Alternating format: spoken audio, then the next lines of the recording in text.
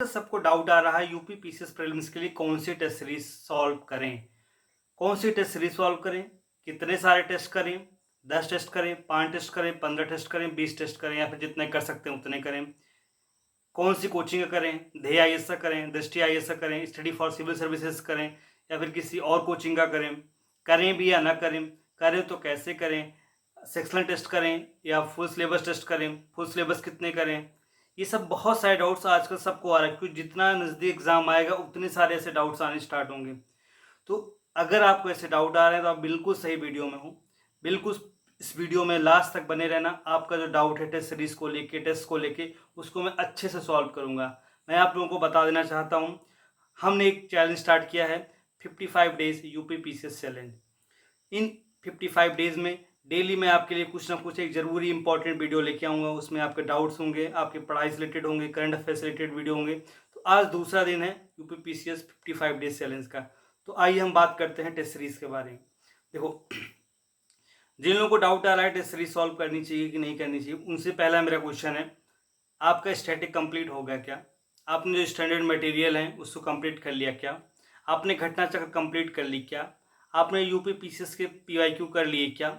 अगर कर लिए तो, अगर नहीं किए तो पहला मेरा आप लोगों को सबको सलाह होगी, सबसे पहले जाके अपना स्टडी कंप्लीट करो, सबसे पहले जाके घटना चक्र कंप्लीट करो। घटना चक्र किसकी कंप्लीट करनी है? हिस्ट्री की, पॉलिटी की, ज्योग्राफी की, इन्वायरमेंट की और साइंस की। 5 घटना चक्र अच्छे से कंप्लीट करो, एक बार 2 बार कंप्लीट करो। अगर कंप्लीट हो जाए तब टेस्ट सीरीज की बात करें। आपका स्पेक्ट्रम हो गया क्या? आपका लूसेंट हो गया क्या? आपका पॉलिटी के लिए लक्ष्मीकांत हो गया क्या? अगर हो गया है तब हम टेस्ट सीरीज की बात करते हैं। आपका करंट अफेयर घटना सारा आया हो गया क्या? अगर हो गया तब हम टेस्ट सीरीज की बात करते हैं। चलो अब बात करते हैं कि आपने सब कुछ कंप्लीट किया। अगर नहीं कंप्लीट किया, सबसे पहले इसको कंप्लीट करो। सिर्फ 50 दिन बचे हैं। सबसे पहले जरूरी इस स्टैटिक पार्ट को खत्म करना। ये खत्म हो जाए तब टेस्ट सीरीज पे आते हैं, ठीक है। जिन लोगों का नहीं कंप्लीट हुआ, सबसे पहले इसको कंप्लीट करो। ये कंप्लीट नहीं हो पाता, टेस्ट के चक्कर में मत पड़ो। अब मेरे इस तरह के 2 राय हैं। पहली राय जो है, अगर आपका स्टैटिक कंप्लीट हो गया है, मतलब आप 1-2 साल से तैयारी कर रहे हो, यूपी पीसीएस की अच्छे से तैयारी करो, या फिर यूपीएससी कैंडिडेट आप रहे हो, साथ में यूपी पीसीएस कर रहे हो, आपका स्टैटिक कंप्लीट हो गया अच्छे से, तब फिर टेस्ट सीरीज पे आओ। अगर नहीं हुआ है तो आप अच्छे से पहले स्टैटिक कंप्लीट करो, क्योंकि स्टैटिक जो है वही सबसे ज़्यादा फंसना है। टेस्ट सीरीज सिर्फ आपके लिए प्रैक्टिस के लिए है, आपका रिविजन के लिए है। अब मैं बात करता हूँ टेस्ट सीरीज आपको करनी कैसी है। सेक्शनल टेस्ट सीरीज मत करो किसी भी कोचिंग का। मैं किसी कोचिंग को प्रमोट नहीं कर रहा, किसी कोचिंग का नाम नहीं ले रहा हूँ। मैं एक चीज़ क्लियर कट आपको बता देना चाह रहा हूँ, यूपी पीसीएस जैसा पेपर बनाता कोई भी कोचिंग नहीं बना सकता। कितना भी बोल दे कि मेरे कोचिंग से 80 क्वेश्चन है, 90 क्वेश्चन है, सब झूठ बोलते हैं। किसी की कोचिंग में कुछ भी दम नहीं, कोई नहीं बना सकता। सब फालतू वे क्वेश्चन होते हैं, पीवाईक्यू उठा के बनाते हैं।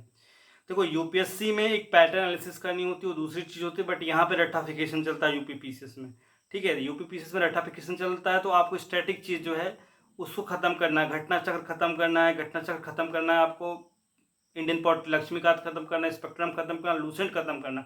उसके बाद टेस्ट सीरीज पे आना। अब मैं बात करता हूँ टेस्ट सीरीज क्या करना है। देखो, आपको टेस्ट सीरीज जब करनी ही है, आपने मन बना रखा है टेस्ट सीरीज करनी, तो आपको फुल सिलेबस टेस्ट सीरीज करना है। और आपको 5 या अधिकतम बहुत समय है आपके पास, मतलब कुछ भी करने को नहीं बचा, मतलब मन नहीं कर रहा रिविजन करने को, तब 10 टेस्ट सीरीज कर देना फुल सिलेबस। नहीं तो 5 टेस्ट सीरीज करना है, 2-3 कोचिंग का अलग अलग उठा के ले आओ, ठीक है। अब करना कैसे है? आपने पूरा पेपर 2 घंटे में सॉल्व किया, 150 क्वेश्चन सॉल्व किया। आपके जो भी नंबर आ रहे हैं, 70-80 नंबर बन रहे हैं, 100 नंबर बन रहे हैं, 130 नंबर बन रहे हैं, जैसे बन रहे हैं वो आपके बन रहे हैं। अब क्या करना है, नंबर तो आपके बन गए, आपको अब यहाँ पे आपका काम शुरू होता है, जिसको बोलते हैं एनालिसिस करना, ठीक है। ये सबसे ज़रूरी है, एनालिसिस करना। अब क्या करना है आपको, 150 क्वेश्चन, एक एक क्वेश्चन पढ़ो, समझो कहाँ से उठाया गया है, उसमें जो सोल्यूशन दिया उसमें जो इंपॉर्टेंट चीज़ लगे उसको नोट डाउन करो। देखो, मैंने यूपीएससी के लिए कैसे बनाया था, विजन का टेस्ट नंबर 24 दिया था मैंने, ये एक चीज़ें मैंने नोट डाउन किया है। ऐसे ऐसे देखो, ये पूरी बुक से बन गई है। मैंने करीब यूपी पीसीएस की बात नहीं कर रहा हूँ, यूपीएससी के लिए मैंने करीब 25 टेस्ट 30 टेस्ट सॉल्व किए थे, और मैंने हर टेस्ट एनालिसिस किया था। उसमें मुझे करीब 15 से 20 या 30-40 कभी पॉइंट्स मिलते थे, जो कि मुझे नोट डाउन करने थे, जो कि मुझे नहीं पता होते थे। इससे क्या होगा, आपका करंट अफेयर जो है वो रिवाइज होगा, ठीक है। आप जब 4-5 टेस्ट दे दोगे तो देखो चीज़ें रिपीट हो रही हैं। स्टैटिक में भी वही चीज़ें रिपीट हो रही, करंट अफेयर में भी वही जो इंपॉर्टेंट चीज़ें वो बार बार हर टेस्ट सीरीज में आ रही। इस तरीके से क्या होगा कि अगर आप टेस्ट सीरीज दे रहे हो मान लो मैं एक मोटा मोटा एग्जांपल ले रहा हूँ, 10 टेस्ट देते हो आप, फुल सिलेबस देना, सेक्शनल मत देना, फुल सिलेबस ही देना।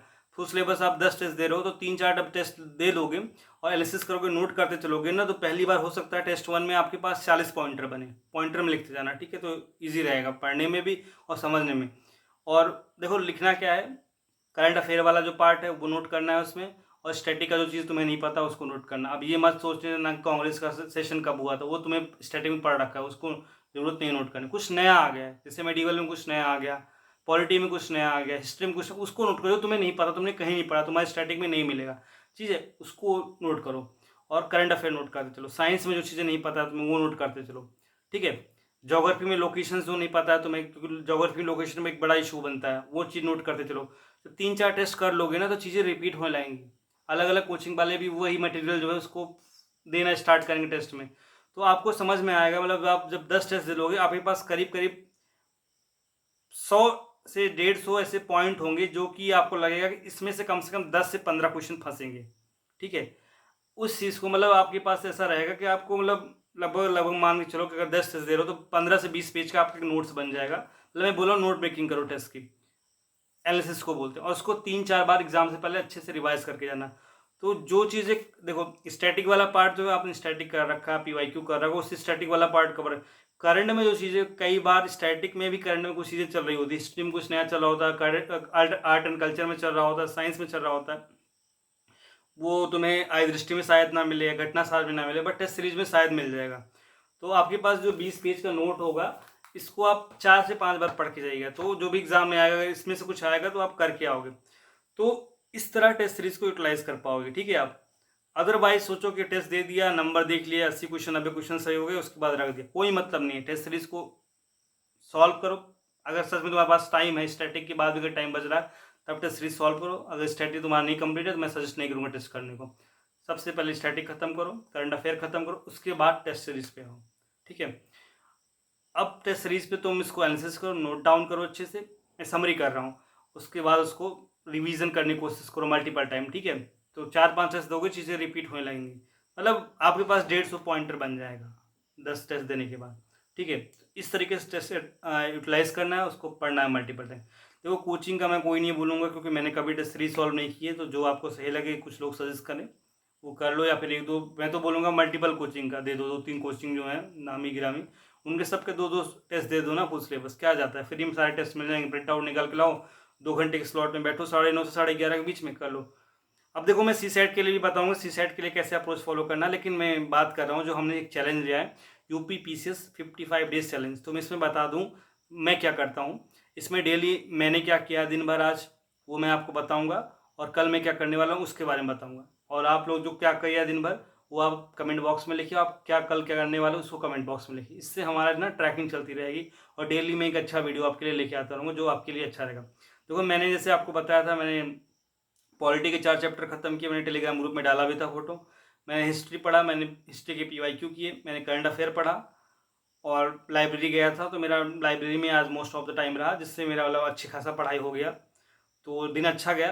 कल मैं क्या करूँगा, पॉलिटी के आगे चैप्टर में से मैंने प्रियम्बल तक खत्म कर लिया, तो मैं फंडामेंटल राइट करूँगा, डीपीएसपी करूँगा, और प्रेसिडेंट वाला चैप्टर जो है वो करूँगा, और फिर आगे पार्लियामेंट करूँगा।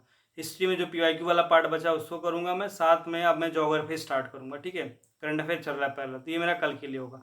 आई होप आपको वीडियो पसंद आया होगा। ये दूसरा दिन था, ऐसे मैं कुछ ना कुछ इन्फॉर्मेटिव वीडियो आपको लिए लेके आऊँगा। चलो आज के लिए इतना ही, थैंक यू, धन्यवाद।